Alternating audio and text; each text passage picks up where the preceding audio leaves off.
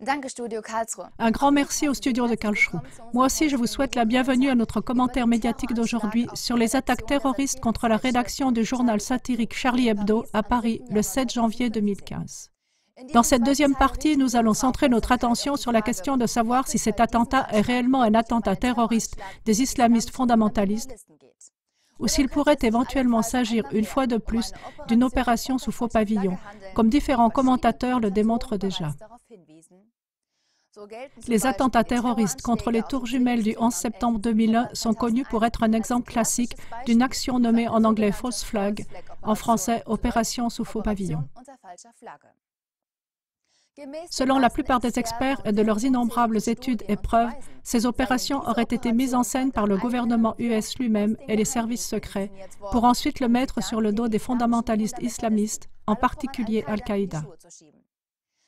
Klagemauer TV en a déjà souvent parlé. Ces attentats ont eu entre autres pour conséquence la soi-disant lutte contre le terrorisme qui, jusqu'à aujourd'hui, a légitimé des guerres atroces avec plus de 1,7 million de victimes de guerre.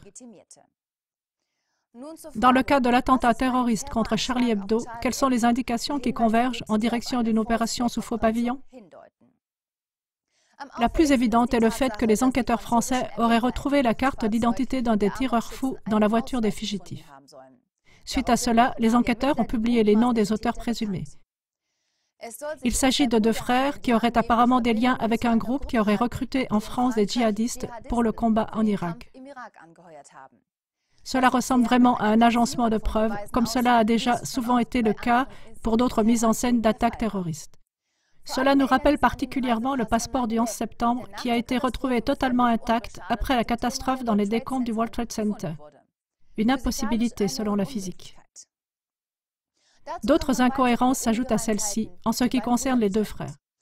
Un témoin qui a vu les deux criminels les décrit comme grands et noirs. D'après la carte d'identité, le frère aîné ne mesure cependant qu'1,69 m. Un ancien avocat le décrit dans les médias français comme étant un petit voyou naïf qui aimait la musique rap et qui courait après les filles. Il ne semblait pas être un fondamentaliste convaincu. De son frère cadet, on ne sait pas grand-chose, hormis le fait qu'il aurait un casier judiciaire vierge. Cette description des auteurs présumés n'indique pas vraiment qu'il s'agit de tueurs professionnels lourdement armés, comme ceux de l'attaque terroriste à Paris, où ils ont été à l'œuvre dans les locaux de la rédaction du journal satirique pendant seulement 5 minutes, avec précision et discipline. À CLA TV, des commentaires nous ont été envoyés qui, en raison du professionnalisme de l'attentat, soupçonnent qu'il pourrait s'agir non pas de terroristes, mais de militaires entraînés, spécialistes des services secrets. Une autre incohérence s'est révélée concernant le troisième terroriste qui a été accusé d'avoir conduit le véhicule des fugitifs. Pourtant, d'après plusieurs témoins oculaires, cette personne ne se trouvait même pas à Paris au moment des faits. De plus, nous attirons l'attention sur les enregistrements vidéo du lieu du crime. Une courte vidéo montre comment le tireur fou tire une rafale sur un policier couché au sol. Pourtant, on ne voit ni sang ni blessure.